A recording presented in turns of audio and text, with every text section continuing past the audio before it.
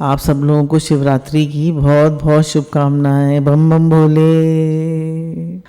आज शिवरात्रि का त्यौहार है। इसे शिवरात्रि क्यों कहते हैं? क्योंकि आज के दिन भगवान शिव और जगदम्बा या पार्वती जी के साथ उनका विवाह हुआ था। अब शिवरात्रि क्यों मनाई जाती है, इसके कई कारण हैं। अब पहले तो हमारे गुरु हमें बताते हैं कि भारतवर्ष जो है इसमें बहुत सारे त्यौहार होते हैं और बहुत सारे देवी देवताएं भी हैं। तो उसमें एक शिवरात्रि मेन पर्व है। ये हर साल फागुन मास की कृष्ण पक्ष की चतुर्दशी तिथि को मनाई जाती है। इस दिन भक्त पूरे विधि विधान के साथ माता पार्वती और भोले जी का आराधन करते हैं। अब बताया 3 रात्रियां मेन हैं। एक नवरात्रि, इसमें 9 दिन लोग जागते हैं और भजन करते हैं। दीपावली की रात्रि, जिस दिन सुख शांति और समृद्धि के लिए प्रार्थना करते हैं। और शिवरात्रि को महाशिवरात्रि, इस दिन त्रिविध तापों की, शरीर की हेल्थ के लिए, या त्रिविध तापों की, आदि दैविक, आदि भौतिक और आध्यात्मिक, तीनों तापों की शांति के लिए आज के दिन प्रार्थना करी जाती है शिव जी से, क्योंकि हेल्थ डिपार्टमेंट शिव जी के पास है।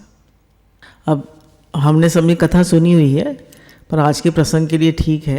क्यों मनाई जाती है शिवरात्रि? इसके लिए कि एक बार राम जी जो हैं सीता मैया के लिए रोते हुए वन में जा रहे थे। हा सीते हा सीते हा सीते। उधर शिव जी और पार्वती जी भ्रमण कर रहे थे। तो पार्वती जी ने पूछा, ये कौन है? तो उन्होंने कहा, ये मेरे इष्ट राम हैं। बोले, आपके इष्ट? ये तो रो रहे हैं अपनी पत्नी के लिए, ये आपके इष्ट कैसे हो सकते? बोले, ये साक्षात भगवान है। बोले, भगवानों के रो रहे हैं अपनी पत्नी के लिए? तो उन्होंने कहा, ये नरलीला कर रहे हैं। पर उन्होंने माना नहीं पार्वती जी ने। तो उन्होंने बहुत समझ, तो उन्होंने कहा, अब तुम जाओ परीक्षा ले लो। तो परीक्षा लेने गई तो उन्होंने बिना बताए उनको शिव जी को सीता जी का रूप धारण किया और पहुँच गई राम जी के पास। बोले, मुझे देख के राम जी बहुत खुश होंगे। तो जैसे ही उन्होंने उनको देखा, पार्वती जी को, तो उन्होंने कहा, माते आप अकेले क्या भ्रमण कर रही हैं वन में? एकदम पहचान गए वो। तो शर्मा गई जो है, फिर वापस चली गई शिव जी के पास। तो उन्होंने पूछा कि भाई क्या हुआ? तो उन्होंने कहा, मैंने कोई परीक्षा नहीं ली, मैं तो ऐसे ही देख कर आ गई। अब वो तो अंतर्यामी हैं शिव जी, वो सब जान गए। तो उन्होंने कहा, झूठ बोल रही हो। और उन्होंने उसी समय उनका मन से त्याग कर दिया अपनी पत्नी के रूप में। और उन्होंने कहा, तुमने मेरी माता का, सीता का रूप धारण किया, अब मैं तुम मेरी पत्नी कैसे हो सकती हो? तो उन्होंने उनका मन से त्याग कर दिया। फिर दक्ष प्रजापति जो थे, उन्होंने एक बहुत बड़ा सभा बुलाई थी, जिसमें 500 लोग बुलाए थे, जिसमें से 499 लोग खड़े हो गए। पर शिव जी अपने ध्यान में थे, वो खड़े नहीं हो पाए। शिव जी दक्ष प्रजापति के दामाद लगते हैं, पर जब वो खड़े नहीं हुए तो उनको बहुत गुस्सा आया। दक्ष प्रजापति जो हैं बड़े अहंकारी हैं। अब खड़े नहीं हुए तो उन्हें गुस्सा आ गया। तो उन्होंने उनको खूब जली कटी सुनाई। हालांकि दामाद है, दामाद का तो अपमान नहीं करना चाहिए। खूब जली कटी सुनाई, खूब गालियाँ दी। शिव जी चुपचाप बैठे सुनते रहे। फिर इसके आगे भी कथा है, उसको हम शॉर्ट में कर देते हैं। फिर जब ये घर आए तो उन्होंने पार्वती जी से कुछ नहीं कहा, कुछ नहीं बताया पार्वती जी को। तब अब इन्होंने कहा कि मैं एक बड़ा यज्ञ करूँगा दक्ष प्रजापति में। उन्होंने सबको बुलाऊंगा, पर शिव जी को नहीं बुलाऊंगा। तो सब विमान जा रहे हैं दक्ष जी के यज्ञ में। तो पार्वती जी पूछती हैं सबसे कि भाई आप लोग कहाँ जा रहे हैं? तो बोले, तुम्हें नहीं पता तुम्हारे पिताजी इतना बड़ा यज्ञ कर रहे हैं? तो कहती है, मुझे तो बुलाया नहीं। तो फिर वो शिव जी से पूछती हैं कि क्या मैं भी यज्ञ में चली जाऊँ? तो वो कहते हैं कि तुम, मतलब जब बुलाया ना जाए लड़की को मैके में तो नहीं जाना चाहिए, पर अगर पर वो जिद करती हैं तो शिव जी कहते हैं, जैसे तुम्हारी मर्जी। तो साथ में गणों को भी भेज देते हैं। वो जानते हैं अब इसका रिजल्ट क्या होगा। तो जब वो जाती हैं तो देखती हैं कि भाई शिव जी का आसन नहीं है, तो बहुत उनको गुस्सा आता है और वो बहुत क्रोधित होती हैं दक्ष प्रजापति पे और अपने पिता से बहुत नाराज़ होती हैं और उनकी अग्नि में ही, जो हवन की अग्नि थी, उसमें ही अपने को भस्म कर देती हैं। तो शिव जी को, मतलब शिव जी बड़े दुखी होते हैं और मतलब दुखी भी होते हैं और फिर आकर वो सब पूरे यज्ञ का विध्वंस कर देते हैं। फिर वो ये जो सती जी जो थी, ये बहुत तप करती हैं 100 साल और कहती है मैं शिव को ही वरण करूँगी, नहीं तो मैं रहूँगी कुंवारी। फिर तब ये शिव जी को वरण करती हैं, तब ये पार्वती जी कहलाती हैं। मतलब तब ये सती जब थी तब इनकी बुद्धि अटल नहीं थी, पर जब ये पार्वती बनी तो इनकी बुद्धि अटल थी, मतलब जो जिसको कोई हिला ना सके, पर्वत के समान पार्वती, जिसकी बुद्धि अटल हो।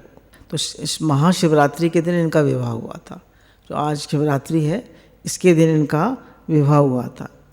देवी पार्वती जगदम्बा से विवाह के माध्यम से भगवान हमें क्या संदेश दे रहे हैं, आइए जानते हैं। जो नशा तेरी भक्ति में है, वे नशा कहाँ विमान में, तू पल भर में आसमान से ज़मीन पे ले आए, और अगर कोई तेरी भक्ति करे तो उसे ले जाए ज़मीन से आसमान पे। तो भगवान जो है वो कुछ भी कर सकते हैं। तो कह रहे हैं, हे भोलेनाथ, जो नशा तेरी भक्ति में है वो नशा नहीं अभिमान में, तू पल भर में आसमान से ज़मीन में ले आए, और अगर तेरी भक्ति करे तो तू ले जाए ज़मीन से आसमान में। अगर अभिमान करे तो आसमान से ज़मीन में ले आए, और अगर कोई तेरी भक्ति करे तो ज़मीन से आसमान में ले जाए। तो भगवान कुछ भी कर सकते हैं, भगवान तो सर्वसमर्थ है।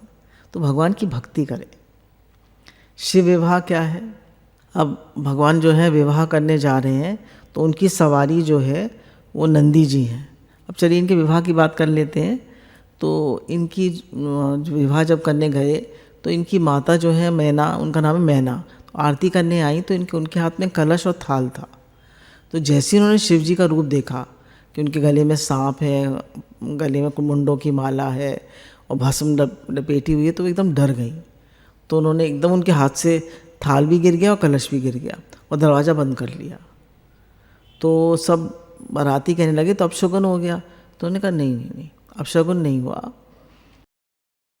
भाई मेरे सिर पे तो चंद्रमा है, तो ये दीपक मुझे क्या दिखाएंगी, और मेरे सिर पे तो गंगा है। तो उन्होंने कहा कलश में जल लेकर क्या करूँगी। उन्होंने जल बहा दिया, इनके सिर पे तो गंगा है। तो बताया कितनी भी विपरीत परिस्थिति हो, कितनी भी ऑपोजिट हालत हो, शिव जी हर एक में नेगेटिव में भी पॉजिटिव देख लेते हैं, इतने पॉजिटिव हैं। फिर बताया कि जो उनका बैल है शिव जी का, उसके 4 चरण हैं, सत्य, दया, दान, तप और सत्य, दया, दान और तप।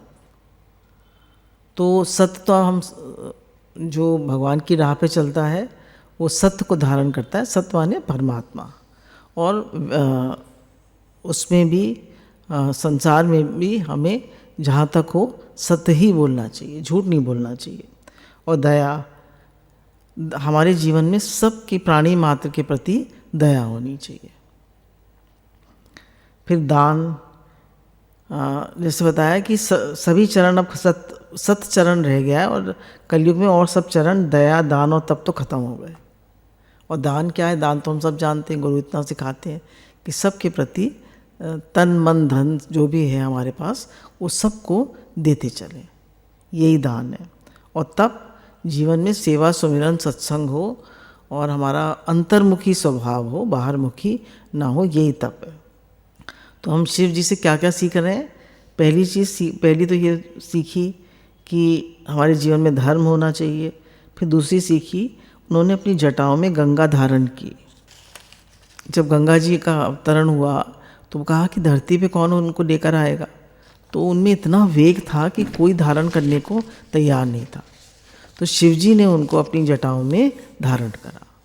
तो इसका बताया कि जिस तरह भोलेनाथ प्राणी मात्र के कल्याण के लिए जहर पी के देव से महादेव बन गए, उसी प्रकार हम भी समाज में व्याप्त निंदा, अपयश उपेक्षा आलोचना रूपी जहर को पीकर मानव से महामानव बनना होगा। तो ये तो उन्होंने उसको धारण किया गंगा जी को, और फिर उन्होंने गले में विष पिया। मतलब जब समुद्र मंथन हुआ तो सबसे पहले क्या निकला? विष। अब विष को कौन धारण करे? गंगा जी भी उन्होंने ही धारण करी और विष को भी धारण किया उन्होंने।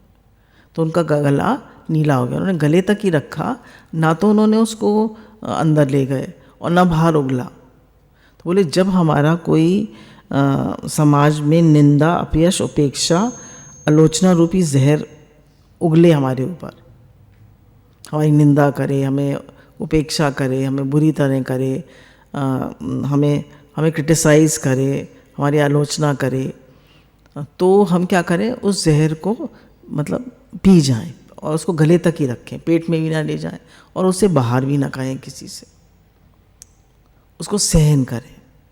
तो शिव जी उसको विष को सहन करके और गंगा जी को कि उसको जो उनको वेग था उसको सहन करके देव से महादेव बन गए। देव से कौन बन गए? महादेव बन गए। उन्हें जब विष धारण करा तो महादेव बने, और जब उन्होंने वो धारण किया विष तो बहुत जलन हो रही थी। तो सभी देवी देवताओं ने प्रार्थना करी शिव जी से कि आप चंद्रमा से प्रार्थना करी कि आप भगवान को शीतलता दीजिए। वो जहर से पूरा संसार जला जा रहा था। तो शिव जी ने भी फिर उसको अपने मस्तक पर धारण करा। तो शिव जी के मस्तक पे चंद्रमा रहता है। चंद्रमा किसका प्रतीक है? शीतलता का। तो हमारे जीवन में भी शीतलता होनी चाहिए। कितना भी कोई विष उगले, कितना भी कोई हमें क्रिटिसाइज़ करे, आलोचना करे, हमें बुरी तरह करे, डांट पड़ जाए, कुछ भी हो जाए, तो गुरु कहते हैं सह जाओ, उसको अंदर भी मत ले जाओ और उसको गले तक ही रखो। फिर शिव जी जो है गले में सर्प माला धारण करते हैं। तो सर्प किस चीज़ का प्रतीक है? सर्प इस बात का प्रतीक है कि कोई कितना भी वैर हमसे रखता हो, फिर भी हम उसे गले का हार बना के रखें। द्वेष करता हो, और बेर भी दिए जाते हैं यार आज के दिन। तो बेर का भी मतलब लोग आध्यात्मिक अर्थ लगाते हैं कि कोई कितना भी हमसे वैर रखे, फिर भी हम उसको गले का हार बना के रखें, मतलब उसको बुरी तरह ना करें। उससे गुरु तो कहते हैं उपेक्षा मतलब ध्यान हटा लो। और शिव जी ने तो गले का हार बनाया। और सर्प जो है वो मृत्यु का भी प्रतीक है। तो मृत्यु जो है वो शिव जी ने कहा कि मृत्यु जो है वो भी उससे मत डरो। शिव जी तो भस्म लगाते हैं। भस्म किसका प्रतीक है? वैराग का। उन्होंने जब वो शादी में गए तो उन्होंने पाउडर नहीं लगाया, उन्होंने भस्म लगाई। उन्होंने कहा कि जब भस्म लगाते हैं तो जब आदमी का अंतिम समय आता है तो सब लोग उसको वो करते हैं, भगवान का नाम लेते हैं। क्या कहते हैं? राम नाम सत्य है, राम नाम सत्य है, राम नाम सत्य है। और जीते जी क्या करते हैं? राम नाम को, भगवान के नाम को बोले रहते हैं। तो शिव जी भस्म क्यों लगाए रहते हैं? वो कहते हैं कि सब लोग, मैं याद दिलाता हूँ कि भगवान का नाम लो और याद रखो कि मृत्यु ही सत्य है, ये संसार रहने वाला नहीं है, ये सत्य नहीं है, ये जाने वाला है, एक दिन सब छूट जाएगा। तो इसलिए भगवान का नाम ज़्यादा से ज़्यादा लो। और तो फिर है, भगवान ने अपनी जटाएं बांध के रखी हैं। तो वो क्या सिखाता है कि जब हम गृहस्थ में प्रवेश करें तो अपनी जटाओं को बांध के रखें, यानी जो हमारा बिखरा हुआ मन है उसको बांध के रखें। अंतर्मुखी सदा सुखी, बाहरमुखी सदा दुखी। भोले बाबा पे वो बेलपत्र चढ़ाए जाते हैं। लोग क्या लिखते हैं बेलपत्र पे? चंदन से राम राम राम राम लिख के चढ़ाते हैं। और रजोगुण, तमोगुण और सतोगुण का प्रतीक है वो जो बेलपत्र है। सबसे सुंदर गृहस्थी किसकी है? शिव जी की। और आदर्श गृहस्थी है। पूरे विश्व में कोई मंदिर ऐसा नहीं जहाँ भगवान शिव की पूजा नहीं होती। पूरी गृहस्थी के साथ पूजा होती है उनकी। देखिए अब जहाँ भी वो हो, माता पार्वती हैं, शिव जी हैं और गणेश जी हैं, कार्तिकेय जी हैं और नंदी जी हैं। सबकी पूजा होती है शिव जी के साथ। और बताया कि शिव जी के परिवार में कोई भी सामंजस्य नहीं है, सब लोग एक दूसरे के ऑपोजिट हैं, फिर भी एक परिवार में प्रेम से रहते हैं। जैसे भगवान शिव का वाहन नंदी बैल है और माता पार्वती का शेर। बैल और शेर की ऑपोजिट है ना, एक दूसरे शेर बैल को खा जाता है। कार्तिकेय जी का वाहन है मयूर और भगवान के गले में क्या है, सर्प, तो मयूर सर्प को खा जाता है। गणेश जी की सवारी क्या है, चूहा, मूषक, तो मयूर मूषक को भी खा जाता है। और नहीं, सर्प मूषक को खा जाता है। भगवान शिव के गले में सर्प है, तो पर फिर भी ये सब लोग प्रेम से रहते हैं। इतने ऑपोजिट होते हुए भी सब लोग प्रेम से रहते हैं। भगवान शिव जो हैं वो सर्व त्यागी हैं और इष्ट अनुरागी हैं। भगवान हर समय प्रभु राम का स्मरण करते हैं। जब जब भी भगवान धरा पर अवतार लिया तब भगवान शिव सबसे पहले दर्शन करने पहुँचे। भागवत जी में देख लीजिए, जब वो राम जी का अवतार हुआ तो भगवान शिव पहुँच गए। जब कृष्ण जी का अवतार हुआ तो सबसे पहले दर्शन करने पहुँच गए।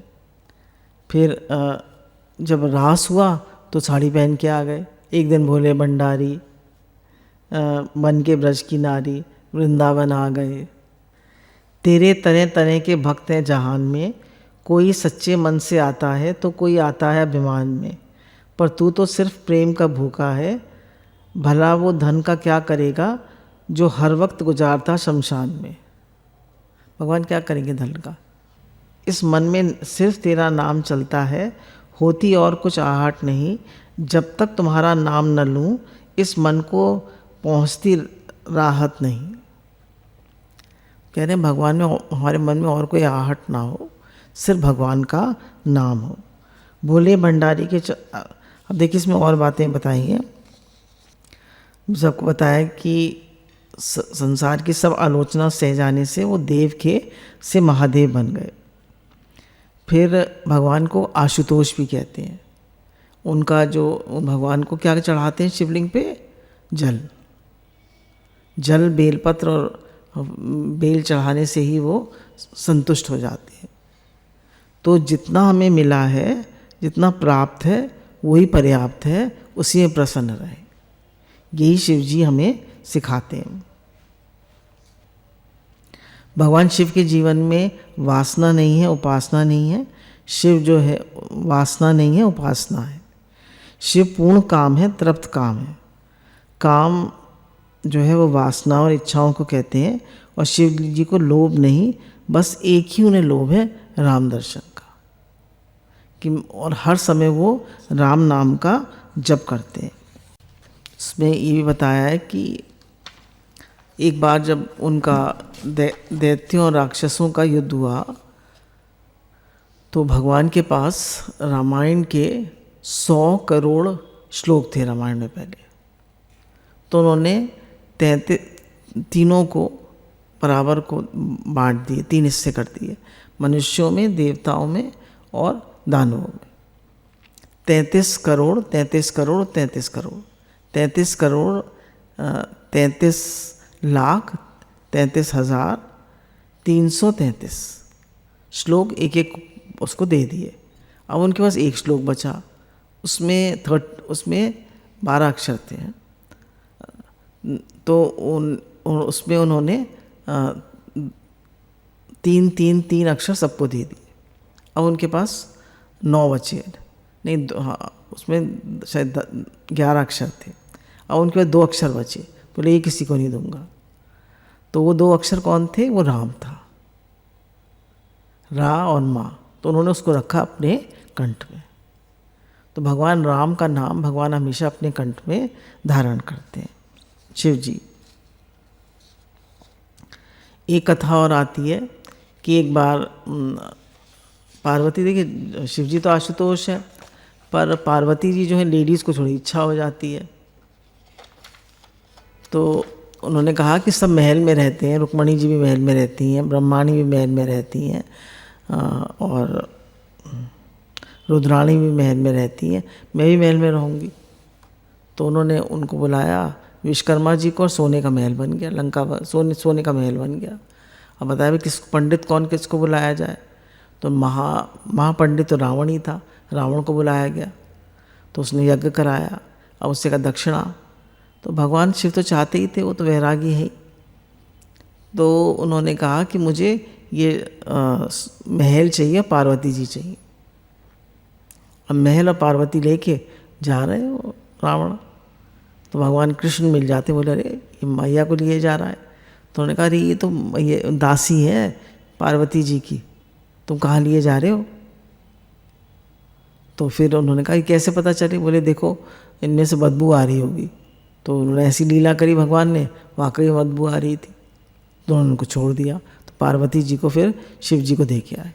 तो फिर पार्वती जी को समझ में आया कि मैं आगे से कोई भी इच्छा नहीं करूँगी। तो शिव जी हमें सिखाते हैं कि इच्छा मात्रम अविद्या, आशुतोष, संतोष में रहो। गौधन, बाजधन और रतन धन का खान, जब आवे संतोष धन, तो सब धन धूरी समान। एक भजन और आता है कि एक जो था शिव जी का भक्त जो था, वो शिव जी पे घंटा चढ़ाने के लिए चढ़ा। तो वो घंटा चढ़ाने के लिए तो उसने वो भगवान बोले कि घंटा चढ़ाने आ रहा है। तो वो शिव जी के ऊपर चढ़ गया घंटा पकड़ चोरी करने के लिए। तो शिव जी समझे कि ये मेरे को अपने को ही चढ़ा रहा है। तो उनका कोई चढ़ावे बेल पत्तर, कोई चढ़ावे बेल, और इसने तो अपने आप को ही चढ़ा दिया। तो शिव जी साक्षात प्रकट हो गए उसको दर्शन देने के लिए। बोलिए भोलेनाथ की जय, हर हर महादेव। तो इससे हमें पता चलता है कि भगवान शिव जो हैं वो बहुत ही भोले हैं, बहुत ही प्रेमी और सबसे जल्दी प्रसन्न हो जाते हैं। तो आज क्योंकि शिवरात्रि थी तो हमने कहा थोड़ा सा जितना हम लोगों को आता है शिव जी के बारे में वो आप लोगों को सबको बता दें। तो शिव जी जो हैं उनकी आज के दिन आराधना होती है, और कुछ लोग शिव विवाह भी करते हैं। गुरु जी तो कहते हैं अपने नाम का जप करो और भगवान अंतर्मुखी हो और भजन करो। गुरु भगवान के अनंत अनंत शुक्राने।